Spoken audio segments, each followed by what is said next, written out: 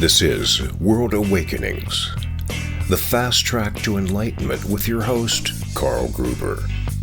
World Awakenings is a podcast dedicated to opening your mind, your heart, and your eyes to the fact that the world's population is now, more than ever, awakening to all things spiritual, metaphysical, and enlightening, and just how they play an all-important role in our daily life. So join Carl on this enlightening experience as he interviews metaphysical and spiritual experts to discuss, debate, and delve deeply into the hows and whys of this worldwide awakening.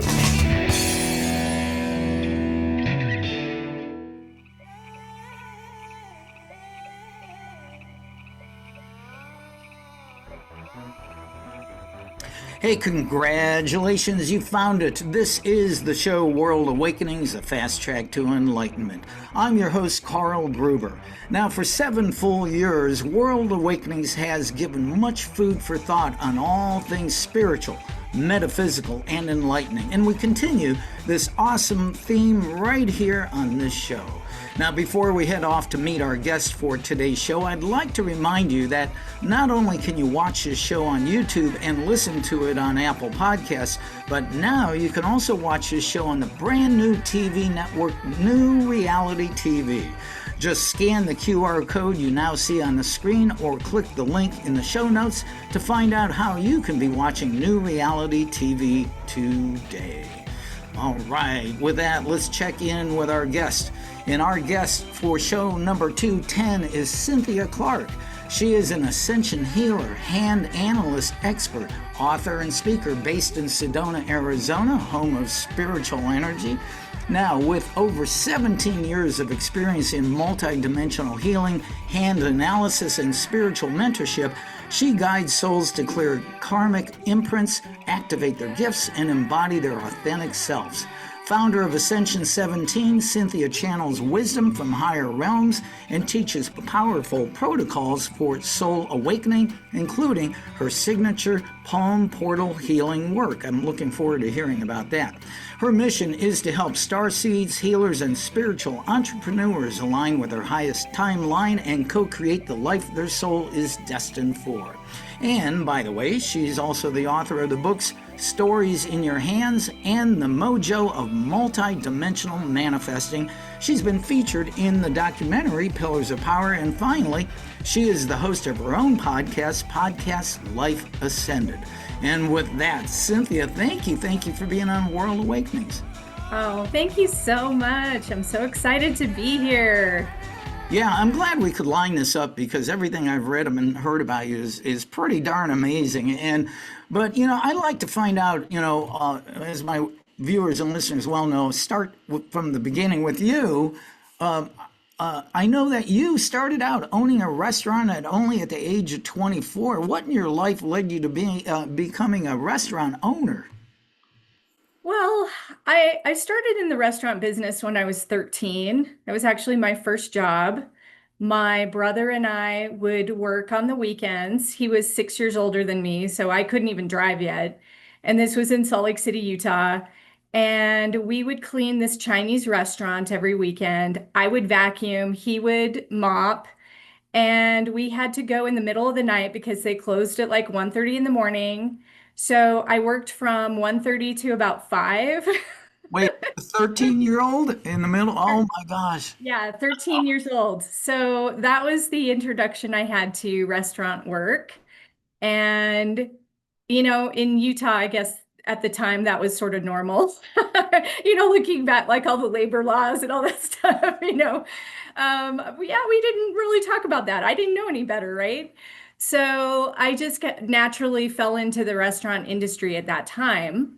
And I ended up working at the Salt Lake International Airport at Starbucks. And I was a manager for Starbucks. And that's where I learned coffee and how, I roast my own beans now. I love coffee. I'm definitely one of those coffee snobs. Mm-hmm. And, but at that time, after I finished college, I got a degree in business management. it was like, hey, you really should be working for yourself. And my favorite class was entrepreneurship. Mm. So the opportunity kind of just presented itself. And so I spent a couple of years working on recipes and working on, the all of the business plan, right? The business planning.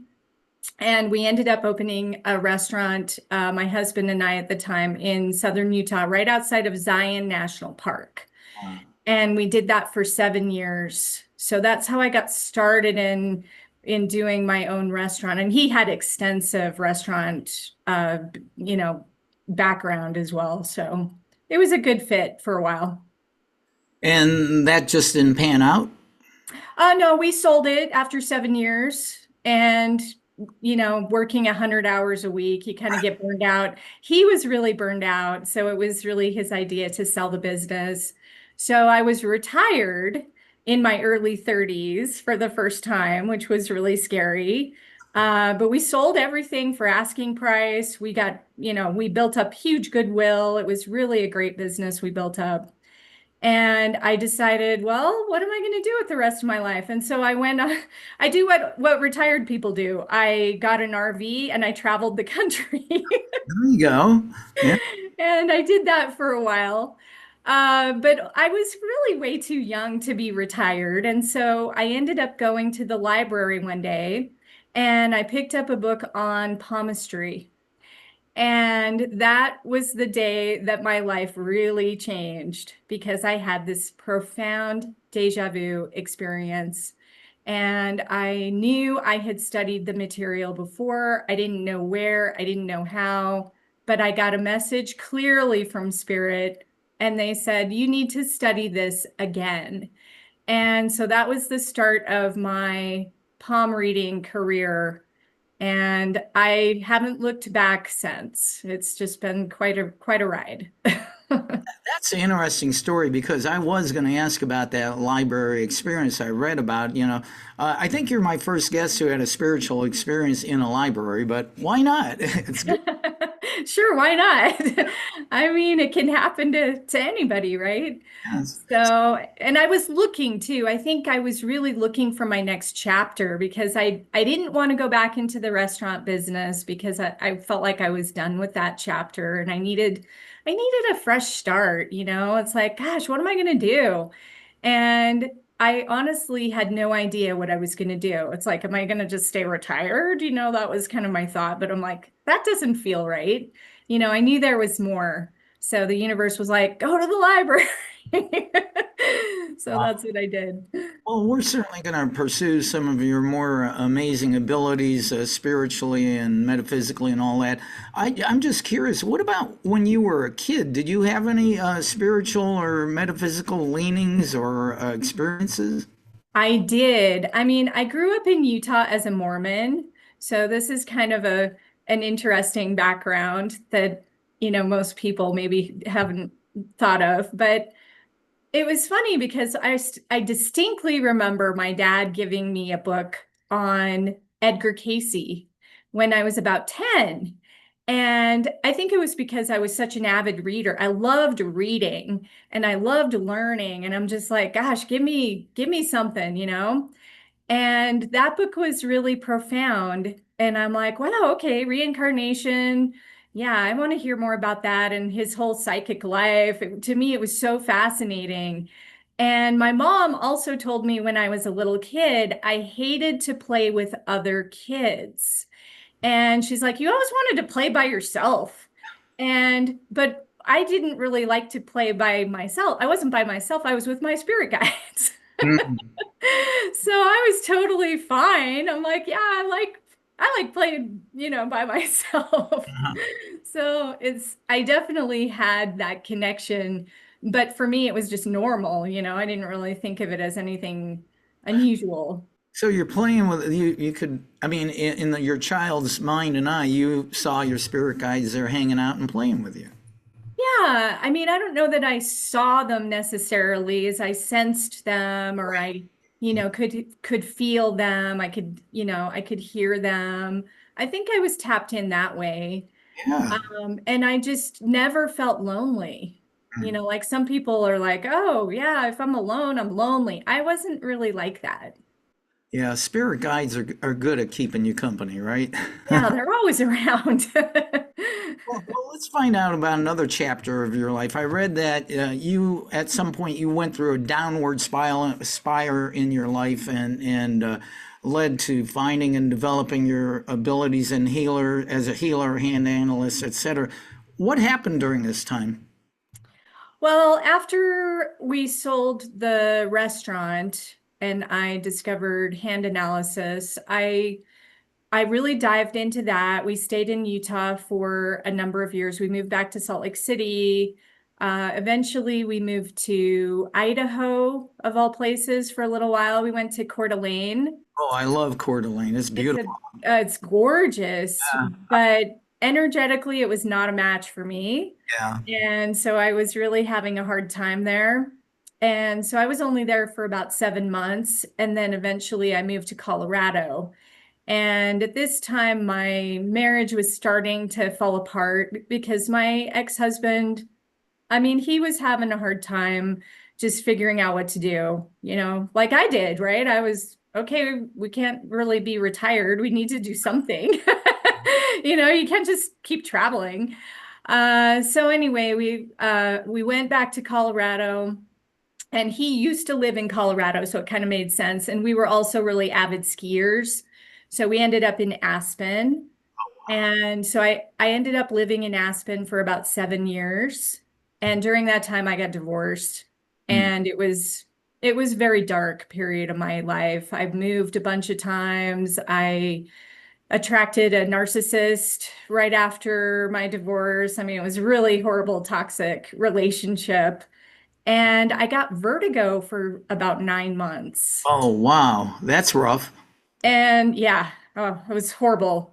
So I essentially was redirected to meditate.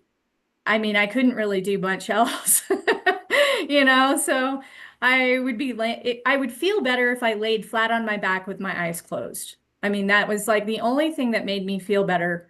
And, we had mice in the first cabin that I was living in after I moved, out of my husband's RV.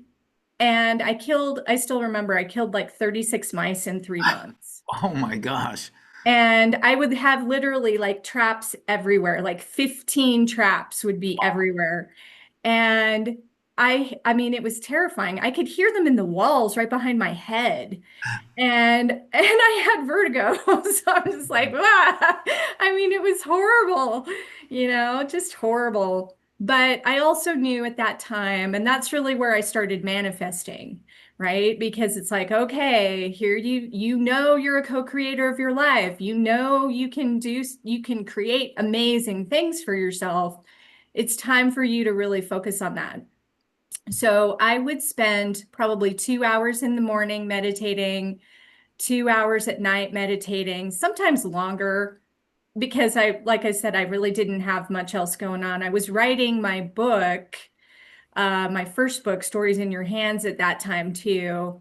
And, so I would just be writing and meditating like that's all I did. And I was little by little starting to envision a new life for myself. And I was really tuning into what else is possible. And I know I can create this.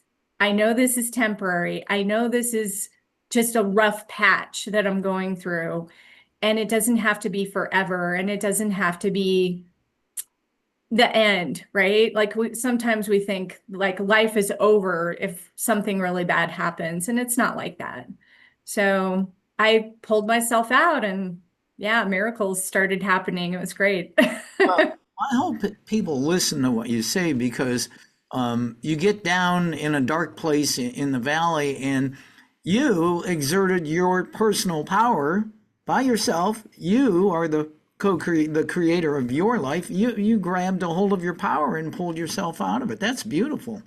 Yeah, my mom invited me to come back home, and she actually, she still lives in Utah in Salt Lake, and she's like, "You can always come back home and, live in the basement." And I'm just like, "Oh my gosh, no." If I will only do that if I have absolutely no other choice and I'm about to be homeless or something. Because to me, that would have been like admitting failure, admitting defeat. And so, I mean, it's nice to have that and to have that as something to fall back on. But in my mind, I was like, absolutely not. I am going to do this on my own and I can. And I didn't know how it was going to happen. I didn't know what was going to happen, but I was willing to give it my best shot. Well, how and why did you end up in Sedona, Arizona, which is known as a spiritual vortex? Yeah, so I ended up finding my next husband in Aspen. And so we've been married now for going on 8 years. And he said originally, I never want to leave Colorado. He's like, no, I love Colorado. He grew up in Aspen, which is very rare. Yeah. And so I'm like, okay, great. I love Colorado. I love skiing. It wasn't a big deal to me. I thought it was fine. But then about 2 years into our marriage, he came to me and he's like, I feel like we're moving. Oh, geez. And I'm like, what? I'm like, no way. Like, I never would expect that from you, of all people who said never. Hmm. So I'm like, okay, well, where are we going? And he's like, well, I don't know. And so I'm like, okay, let's pull out a map of the United States and let's feel the energy, because that's actually how I ended up in Colorado. I felt the energy of different states with my hands, and I just felt, oh, this feels good, this feels strong. And so when I did this again, Arizona just started popping like crazy. It's like Arizona, go to Arizona. And I had never lived in Arizona, but I had heard of Sedona, obviously, but I had never been to Sedona. And so I ended up, we booked with like a real estate lady to look at houses. And I said, okay, if we find the perfect house, I'll move. That was what I said. So we looked at about 25 houses in 1 week, and it was a total whirlwind. I didn't know anything about Sedona, like for the fact, I didn't know it had an uptown, West Sedona, the village. Like I didn't even understand any of that stuff. I did hear about the vortexes and I knew it was a spiritual place. I had heard that, but again, I didn't experience it firsthand.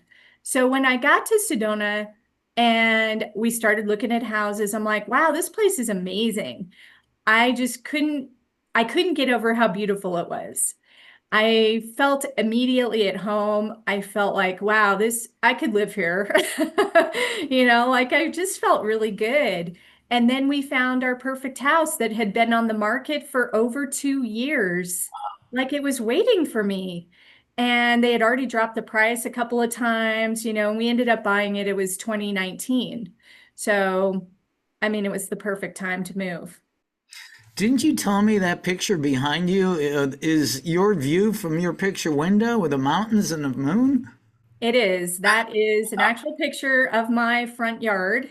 Uh, And yeah, I do live in West Sedona, which is spectacular. I love it here.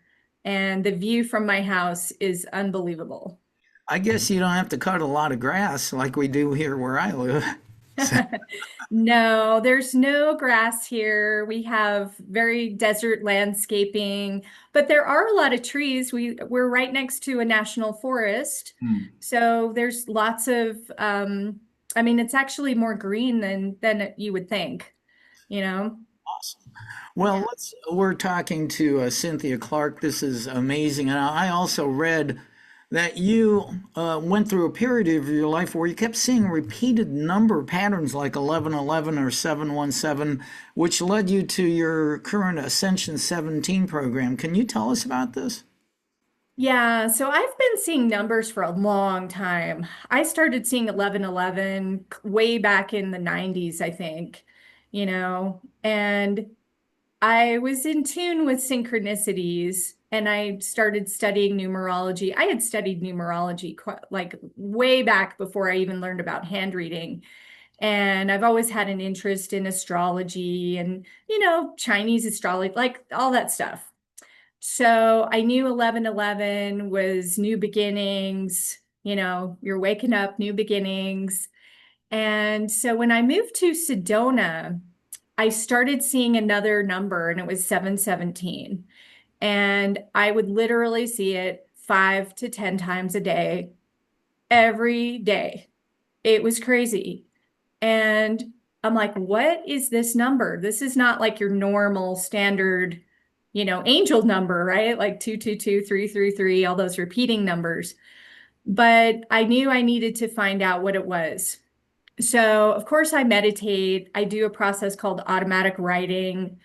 And I've been doing that for a really long time. And I was getting some messages around it, but I was also wanting some outside confirmation. So I ended up booking a session in Scottsdale. And I went to this lady who does QHHT hypnosis. Mm-hmm. And so, I mean, it was like a 5 hour session, extremely in depth. You ask your higher self all these questions, and I had my list of, you know, like 20 questions. So that was a really neat experience just to have that like outside confirmation. And of course, I asked all about the 717, and the message that came through is, well, the 7 is the 7 aspects of ascension. The 17 is the timeline of ascension. And by the way, you might want to rename your website ascension17.com. I'm like, what?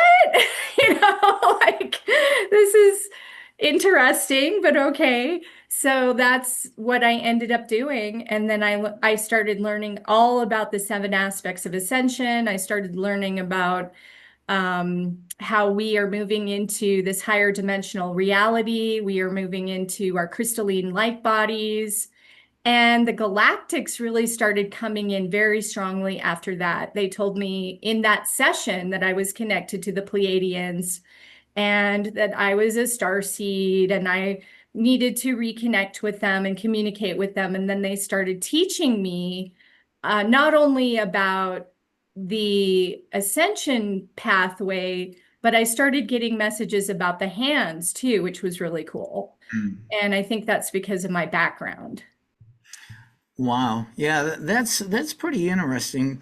So you had this QHHT session. I've had uh, a couple experts in that on the show, but also the connection with the galactics is pretty interesting too, and we'll talk more about that. But just for a moment, I would like to find out more about the 8 essential intentions for manifesting, and you already hit on this. Also, the 7 aspects of ascension for your spiritual evolution. Can you elaborate on that? Yeah. So because I was really into manifesting during that time when I had vertigo, and I knew I needed to start manifesting for myself. And so in one of my channeled writings, I got this message about the 8 essential intentions. And they basically said, if you really want to manifest what you want in your life, you need to anchor in these 8 essential intentions in order to really dial in your reality.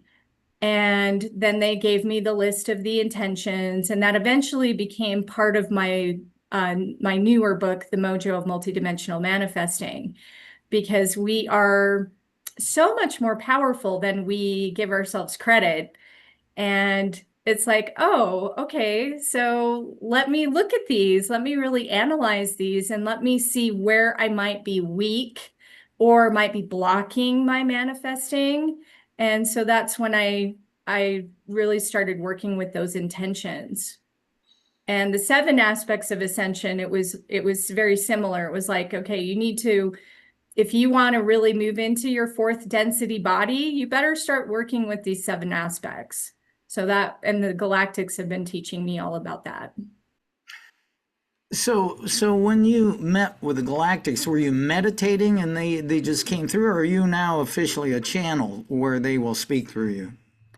Yeah, I do it through my automatic writing. Hmm. So I go into meditation. I meditate in an amethyst chair. So my chair is about 600 pounds and it's an amethyst geode. I mean, it took two very hefty men to get it into my house. It took over an hour to get it in. It was really not an easy thing to get in the house. But I meditate in that beautiful chair now. And I also have a pyramid in my meditation space. It's a 7-foot tall pyramid. Sometimes I will meditate inside my pyramid. And I definitely get a lot of messages that way. I also get impressions and things. So I get a lot of guidance throughout the day. For example, like when I'm just working or whatever, I get inspiration pretty much all the time throughout the day. What kind of crystal is that chair? It's amethyst. Wow, you must get some, how would we call it? You amplify your energy when you're in there, and also in the pyramid too. Yeah, my meditation space is so amazing. It's like the most sacred space you can imagine. Yeah, it's so beautiful. Wow. Well, let's dive into your abilities as a hand analyst. What is it and how does it work? Well, hand analysis is, in my opinion, one of the best ways to discover who you are. It is a mirror to everything about you. So, one of the 7 aspects of Ascension is discovery of self. So, to really know thyself, right? That was the Oracle of Delphi, right? We need to explore what that really looks like. And the hands are so amazing because they give so much detail. For example, you have your lines. Everybody's heard of like the lifeline, the headline, the heart line, stuff like that. The lines actually are the most changeable aspect of your hands. They ebb and flow like rivers of energy. Hmm. And I've tracked people over many years. You can see changes. That's the free will aspect of your hands. You have an archetype, which is going to be in your hand shape. So you look at the relative length of your fingers versus your palm, you can discover your archetype, which forms by the time you were about 5 or 6 years old. Hmm. So when you think about being a little baby to being about 6 years old, you're completely in your subconscious mind. Everybody starts out with these little earthy hands. They put everything in their mouth, You can think of a baby, right? And they're really developing their personality. And it gets set by the time you're about 6. And that's also when we move into the higher brain states. Right. So that is going to impact you throughout the rest of your life, your hand shape archetype. And then you have your fingerprints, which form 5 months before you're born. Really? And they're fully formed at that point and they never change. So they represent your soul imprint. It's the DNA imprint of your soul. And I read them like a map, a roadmap to your soul agenda, your life purpose, your life lesson, all of these components. And then you also have prints in your palm. We call those palmar prints, and those can be also influencing your soul agenda. And there's about 20 or so different palmar prints that can show up. So some are very common, some are very rare. There's 14 different types of fingerprints. Again, some are more common than others, but the combination is what makes you you. And so then you overlay all these things together. You have the soul, the personality, and the free will components. They all overlay on each other, and that is your hands. And so they're so amazing. And full readings can easily take a couple of hours to do a reading because there's so much. So let me get this straight. Fingerprints, once they form, never change, but the lines in your hands ebb and flow and do change. Correct. Why do the lines in the palms of our hands reflect those things, those changes in our life? Well, they say that the lines actually mimic the neural pathways of the brain. Mm. And so when you think of like how you interact with your environment, the thoughts you think, the feelings that you're having, those are changeable, right? They're not solid, they're not set. And so your lines are going to basically just show the roadmap of the choices that you're making. So as you start to make different choices in your life, your lines will eventually reflect those different choices. So, for example, I can see a lot of stress in people's hands, Mm. including trapped emotions, things that they're really worried about, or, maybe their finger is bending in a funny way. Like that is, anytime a finger bends, by the way, is a stress. Okay. So fingers can straighten. I've seen it, it takes time, but it can happen. Or they can get more crooked. Or maybe you have an accident and you have a cut, depending on where the cut is and what is it doing is going to reflect back what is going on in your life. So it's so fascinating. Find that one really interesting about the fingers straightening. About 30 years ago, I was playing softball and slid in the second base hand first, and my finger crumpled against the second bases and broke, and they never reset it. And I don't know if you can see it. Let me see if I can get this. See how it's curved there? It Yeah. doesn't bother me, but Yeah. it's never been straight again because they never set it properly after it was broken. Boy, if I could get that straight again, that'd be cool. I know that would be cool. Well, how would you do that? I mean, do you just focus your healing intentions on it in energy? Well, yeah, you always want to look at why did the accident happen in the first place? Yeah. So I would go back to the time that that happened, what was going on in your life. And it's your ring finger, right, that we're talking about. Ring finger. Yeah, the ring finger is Apollo. Okay, so all the fingers have it, they're named after the Roman gods. Apollo is how you show yourself to the world. Okay, it's your creative finger. Apollo is the god of the sun, the god of the muses. So you can think of that as your presentation finger. So sometimes if you have a stress in that finger, it can be maybe you were being criticized at Hmm. that time, or maybe there was some sort of creative flow that you wanted to do that you weren't allowed to do. And that could be another reason why it would have that stress. Interesting. Well, at the time, I was a wild and crazy professional radio disc jockey playing on our softball team, and I think I got criticized for being out when I slid. Oh, well, there you go. Oh, that's why they didn't fix it.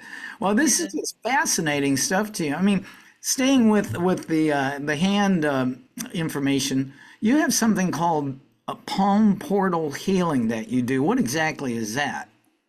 Yeah, so that came through after I moved to Sedona. And by the way, I do have a huge background in energy healing. Hmm. So I actually started doing energy healing way back when I had my restaurant in Springdale, Utah. So my Qigong teacher showed up at my restaurant one day. She walks in the door and says, "Hey, I teach this. You need to take my classes." And I had never even heard of Qigong. So I'm like, okay, what is that? So anyway, I ended up training with her for 5 years. And she was this beautiful lady from Switzerland. She was extremely knowledgeable from many different modalities of Qigong. And she had trained in Australia, in Colorado, in Switzerland, in Italy. I mean, she trained all over the world. It was amazing that I got to train with her. So that was really the start of my energy healing path. Even though I didn't know, I mean, I didn't know where it was going to go. But I also trained in reconnective healing. So I don't know if you're familiar with that, but that's Dr. Eric Pearl's work. Oh, okay. It's similar to Reiki, but it's a little bit different.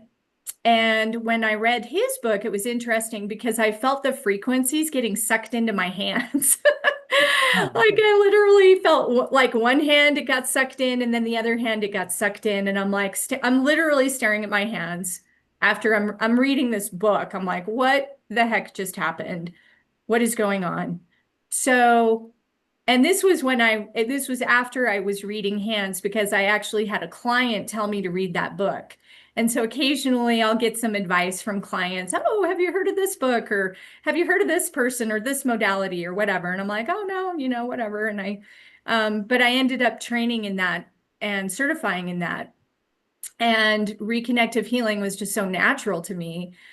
And I've also just had this, I mean, I've healed myself over the years too, which is interesting. And I think that was the combination of my trainings and just all the different stuff I've learned in. I trained in access consciousness. I trained in gosh, I'm one of those like eternal students, right? I just like to study stuff. So that's just how it is. And it's in my hands. But so the Pleiadians came in and this was after I was in Sedona.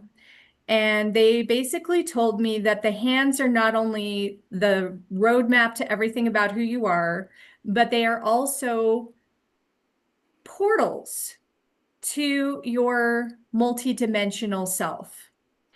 And they explained to me that each fingerprint was a portal, and that we also had a portal in the center part of our palm.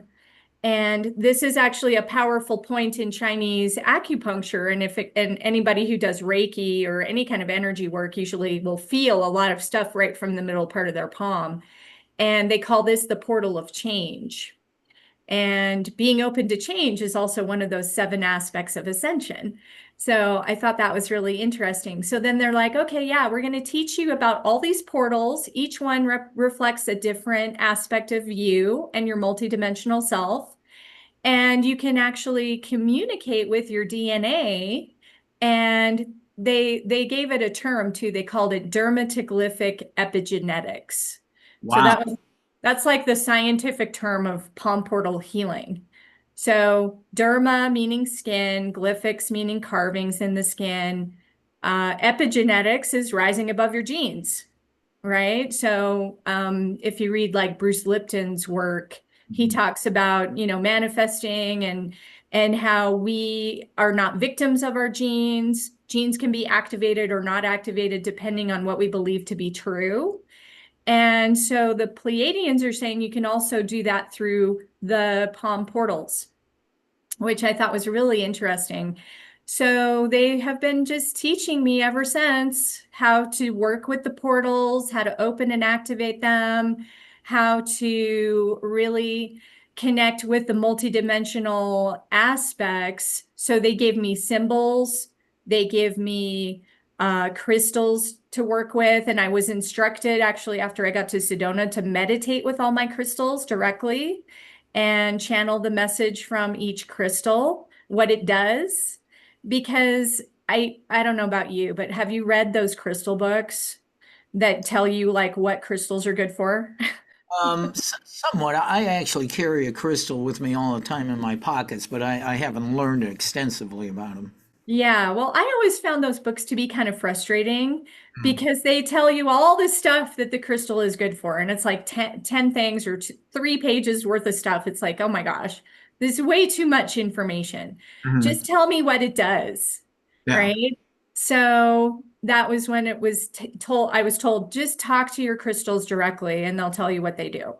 So I ended up doing that for I don't know, the last 7 years, since I've been here. But it's interesting. So now I tie my palm portal healing ties in the symbol, crystal, sound healing. We do light, colors, things like that. And we bring it all together to work on either releasing a block, like a karmic block, or maybe it's one of your life lessons or whatever it is in your hands that we see. Could be a heart chamber that you're struggling with, an emotional component. And we can clear all that stuff through the portals. I just have so many questions. I'm just fascinated by everything that you do. Um, so, have you, working with clients with the Palm Portal, have you had any experiences where one of your clients or some of your clients had a profound change just from you doing that? Absolutely. I mean, I've seen so many things happening in the last few years. It's amazing. I worked with this one guy. I mean, it was one session, he wanted to bring in more clients for his business. Mhm. And he ended up getting 6 new clients within a week, you know? I mean, it was just to him, that was like really amazing, profound. I've helped people with their relationships. Like as soon as you can clear some of the relationship blocks, you can attract a much better relationship for yourself. So I've seen that. I've seen some definite physical healings have happened. We had one guy who had cancer and cleared that. Um, I mean, you just never know what's going to happen. But even just clearing things that don't even necessarily relate to what you're looking to do, this is what's really profound and what people need to understand.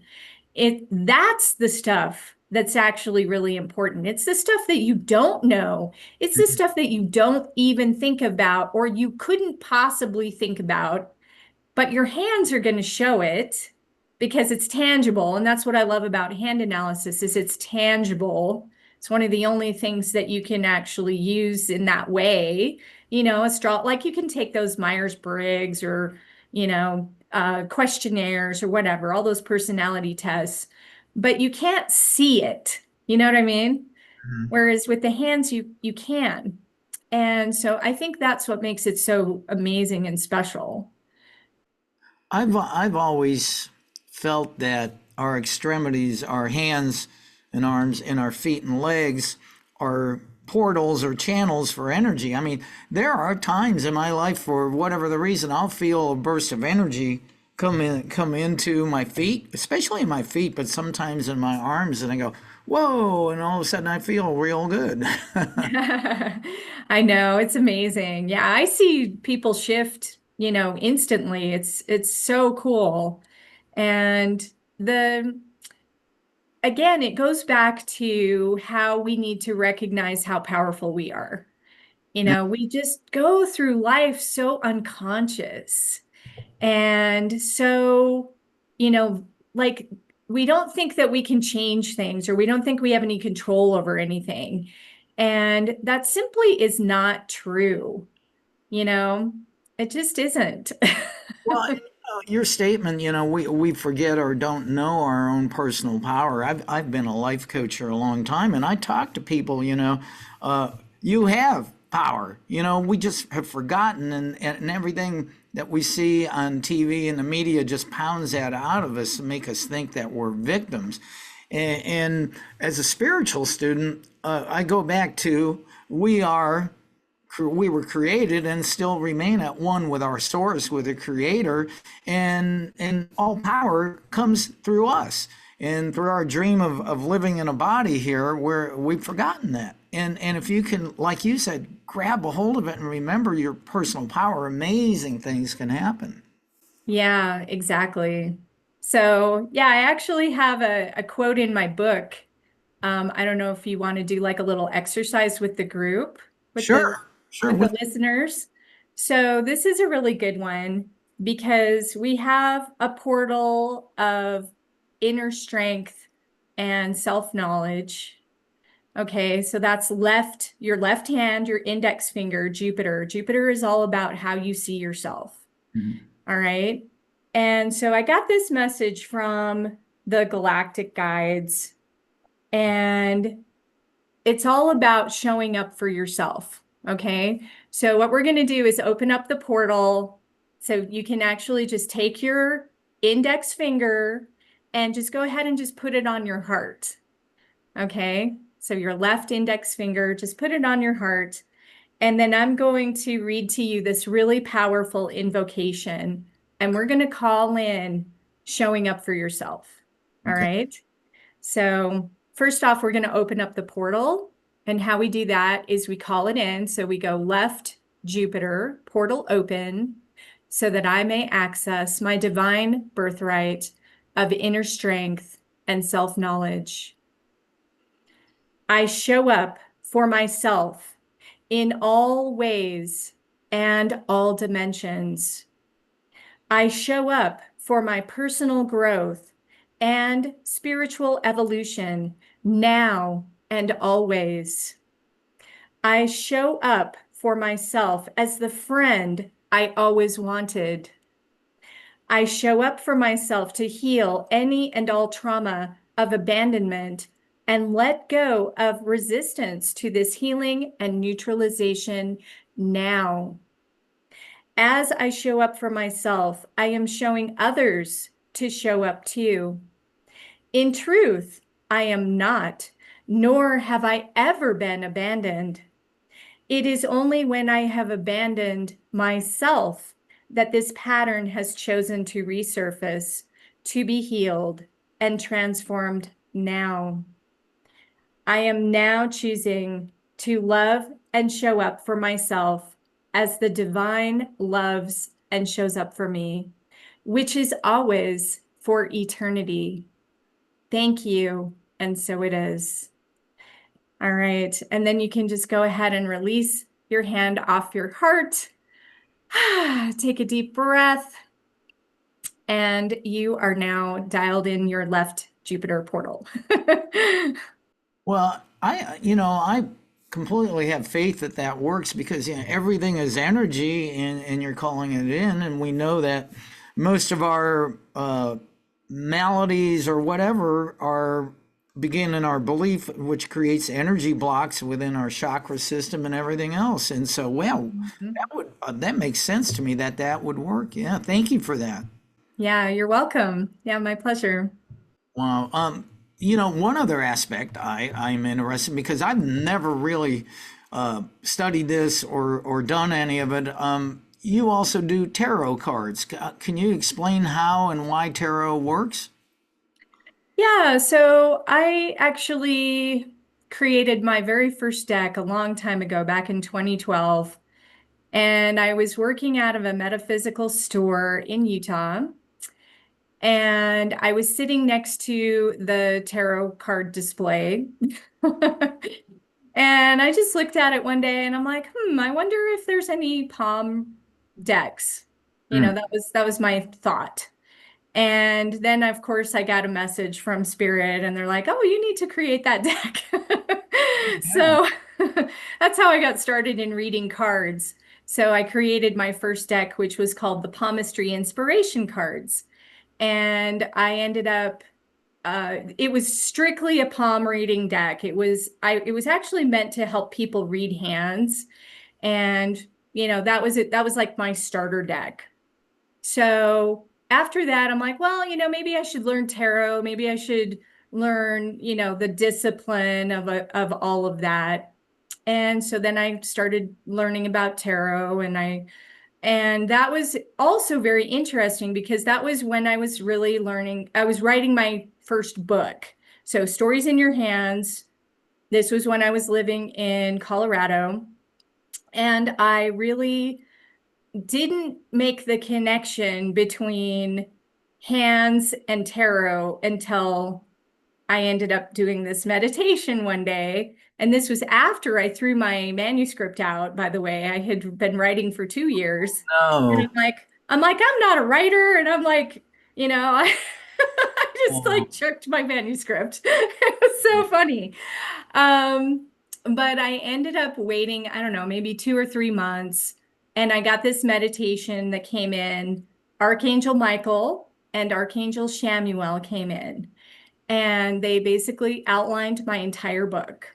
They said, did you know that the tarot and the major arcana, so the 22 major arcana cards, correspond to the hand shapes, hmm. and you have 22 archetypes. And then they mapped it all out for me. They're like, go after this meditation, you'll see, go check it out. We're challenging you. And so I ended up doing that, and I started mapping it out. I'm like, oh my gosh, this totally works. I can't believe this. But I should believe it, right? Because I'm a spiritual person, and that's how you get information. So my writer's block was essentially squelched at that point, and they're like, okay, it's a rewrite, but get busy. Oh, you had to rewrite it because you threw it out. I did, but it was all different anyway because Oh, I had no idea what I was actually doing. I was learning how to write again. I guess that was really the lesson behind that. And I was denying my inner writer, how we get those writer's blocks and stuff. And I have a writer's fork on my hand too, which is a tiny little fork at the end of the headline. So it's one of the talent markers that can show up. So if you have a little teeny fork at the end of your headline, that's called a writer's fork. And that means you should write. Yeah. So anyway, so that's when I really started learning about tarot. And then I created my own palmistry tarot deck a yeah. few years after that. So it was an interesting, uh, pathway. Well, once again, we've been having a lovely conversation with Cynthia Clark, hand analyst among many other things, former restaurateur. Uh, but let's find out about your most recent book, The Mojo of Multidimensional Manifesting. I love that title. Tell us about that one. Yeah, so I had been doing that automatic writing for several years. I have all these notebooks full of notes, full of messages. I had also done that QHHT a few times, like 3 times. And so I had all sorts of messages that came from there.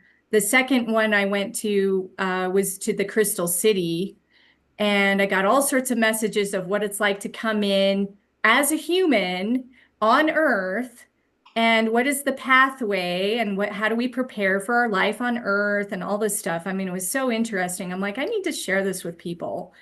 And so that's essentially why I decided to create this book. And ultimately it's about manifesting our best lives. We're not meant to be in suffering and in the negative or the not self, as I sometimes call it. We're really meant to overcome our challenges. We're meant to be thriving and happy and in the love energy and all that stuff that we want for ourselves. The universe wants that for us too. And we just have to remember, ultimately, that's what it is. It's a remembering of our power. It's a remembering of who we are. It's a remembering that we're divine beings of light and we're not stuck in whatever, junk that you're stuck in. Like, you don't need to stay there. And so the mojo of multidimensional manifesting was really that compilation to guide people through some of my best channelings and really to help them and also give them some of the perspective of the hands, because I think that's one aspect that most people just don't know anything about. And I'm here to bring it back. I'm here to bridge the gap between what is hand analysis as a science and how does it tie into our spirituality. Yeah, and you're certainly doing that. That is for sure. But I love how you keep reminding us that we are a divine being of light and have the inherent unlimited power of all that is. And how can we forget that? Well, we've allowed our ego to dampen it so badly. That's what the ascension process is about: is awakening to the back to the light and your own personal power. Exactly. And we came here to Earth to be creators. We came here because first of all, we chose to be here. So Mhm. there are no victims, which is also kind of, an interesting perspective.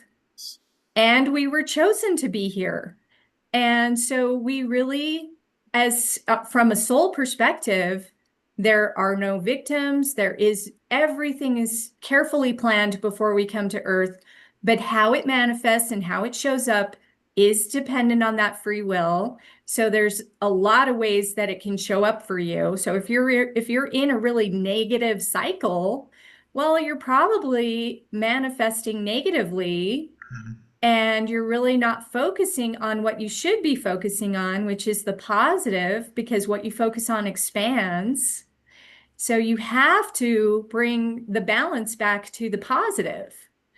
And we can all do that in any given moment. And that's why I took you through that little exercise to remind you that you have the power in every moment to be in your creator being. And you just gave an explanation of the law of attraction. That which you think and dwell upon consistently will manifest in your life, be it good or bad. So that's where you exercise your own divine power. So, wow. Well, Cynthia, we're going to wind up here. I just want to finish with this. I'm amazed at the number of trainings and courses I saw that you offer on your website, Ascension 17. Can you tell us about some of them? Yeah, so my main training that I do is called the Diamond Path. And I actually came up with that name from when I got my reconnection done. So that reconnective healing I was telling you about, I saw a perfectly cut diamond in my third eye while this procedure was being done to me, where you get reconnected to the axiotonal grid system, which is the you can think of it like ley lines that surround the planet. So it connects you to the bigger universe. Mm-hmm. So we have meridian lines in our body. We have ley lines that are in the earth. And then we have axiotonal lines that surround the earth. So I saw this perfectly cut diamond and I was told, like, that's us, like we're perfecting, we're coming back to that beautiful perfection. So the Diamond Path is really to help you tap into the aspects of ascension, working through the palm portals. We focus in 4 areas. We focus on the mind, we focus on the heart, we focus on our purpose or our calling, and we focus on the spirit. So ultimately, if you want to grow in your ascension, if you want to access your crystalline light body, that would be definitely something I would recommend. I also have a monthly membership. So people who just want to get started or want to just, try it out. I do have some intro stuff.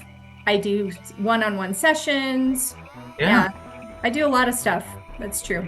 Find all that on her website, Ascension 17. I will put that link in the show notes, and hopefully people will connect with you because you're doing some beautiful stuff. You are a being of light, and I am jealous of heck of that front window view you have of your house. That's awesome. So enjoy it tonight, okay? Oh, I do. Thank you so much. I appreciate coming on, and I appreciate all the work you're doing. So thank you.